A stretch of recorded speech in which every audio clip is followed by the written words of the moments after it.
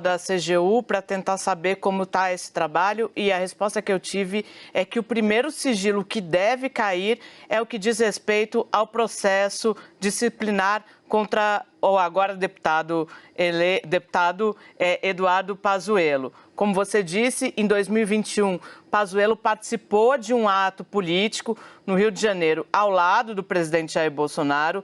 Como as forças proíbem a participação de militares da ativa em atos políticos, foi aberto um processo disciplinar. O que aconteceu? Esse processo disciplinar ganhou o carimbo de sigilo de 100 anos. Segundo eu apurei lá na Controladoria Geral da União, esse caso está mais avançado porque já tem uma série de recursos feitas, inclusive, por nós, da imprensa, feitas, inclusive, pelo jornal Estadão, que ontem trouxe a notícia que o comando do Exército manteve o sigilo nesse caso. Então, a avaliação é que esse deve ser o primeiro sigilo a cair.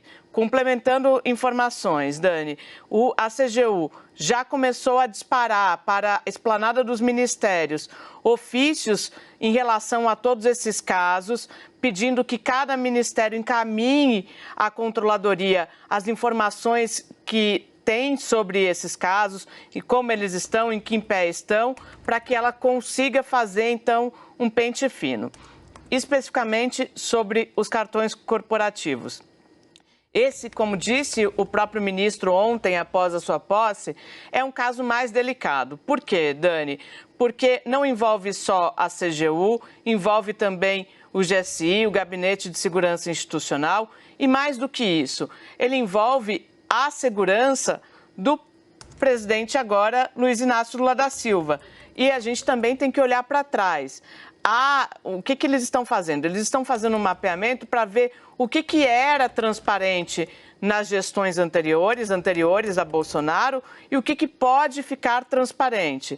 Porque tem algumas compras em cartões corporativos que, de fato, podem colocar a segurança do presidente da República em risco. Então, a análise do sigilo sobre o cartão corporativo, ela tende a ser mais demorada, mais detalhada, porque a CGU vai, de fato, olhar com lupa para tentar saber se dá para avançar numa transparência específica, se é preciso separar algumas informações. É isso que eu consegui colher hoje na CGU. Autorizadas pelo mais alto escalão do governo, boiadas se passaram no lugar onde deveriam passar apenas políticas de proteção ambiental. O estrago não foi maior porque as organizações da sociedade e os servidores públicos, vários parlamentares, querido Molon, querido Rodrigo Agostinho, Tato, Joênia e tantos que eu não consigo citar aqui todos, que se colocaram à frente de todo esse processo de desmonte e, sobretudo, servidores públicos e também setores do judiciário que, junto com essa sociedade corajosa, se colocaram à frente como verdadeiros anteparos da resistência da luta ambiental brasileira.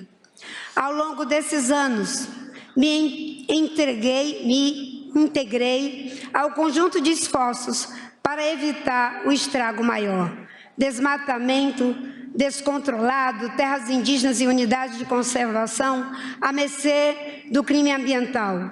Lideranças ambientalistas, indígenas e tradicionais sendo assassinadas. A morte cruel do indigenista e servidor público Bruno Pereira, junto do jornalista britânico Dom Philip e do líder indígena Jonildo Oliveira Guajajara, representando centenas de outros, aos quais quero fazer aqui a minha homenagem.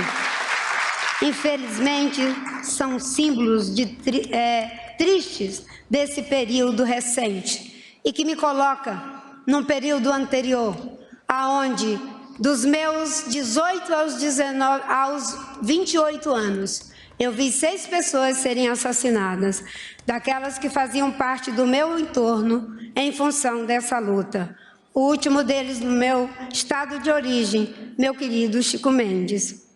Ao fazer parte do grupo de transição da área de meio ambiente, coordenado pelo ex-governador, meu amigo Jorge Viana, do qual ex-ministros e pessoas expressivas da área ambiental participaram. Tive acesso a informações que me deixaram ainda mais preocupada. De 2019 para cá, não foi apenas a transferência de funções do Ministério do Meio Ambiente para outros órgãos. O que constatamos foi um profundo processo de esvaziamento e enfraquecimento dos órgãos ambientais. O MMA perdeu o Serviço Florestal Brasileiro, a Agência Nacional de Águas também. A área de políticas de promoção do uso sustentável da sociobiodiversidade e do extrativismo praticado por povos e comunidades tradicionais também foi deslocada para fora do MMA. O IBAMA e o ICMBio foram totalmente fragilizados e seus servidores foram perseguidos, demitidos, maltratados ou desautorizados em plenas operações de fiscalização.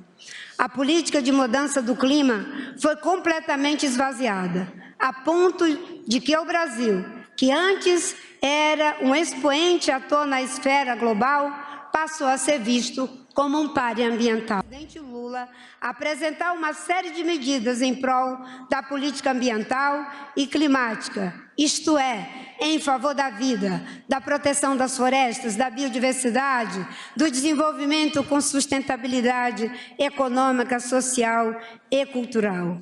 Entre as medidas tomadas está o acréscimo ao nome do Ministério, que agora se chama Ministério do Meio Ambiente e da Mudança do Clima, permanecendo a mesma sigla, MMA. Esse aumento nominal tem uma razão que não é retórica. A emergência climática se impõe. Queremos destacar a devida prioridade daquele que é, talvez, o maior desafio global vivido presentemente pela humanidade. Países, pessoas e ecossistemas mostram-se cada vez menos capazes de lidar com as consequências e, comprovadamente, os mais pobres são os mais afetados. O governo brasileiro, que sempre foi protagonista nessa discussão, não se furtará a exercer esse papel de liderança nacional e internacional por meio do Ministério do Meio Ambiente e de todos aqueles que agora também têm essa agenda internalizada em suas pastas, graças à nossa política de transversalidade, assim estabelecida pelo presidente Lula.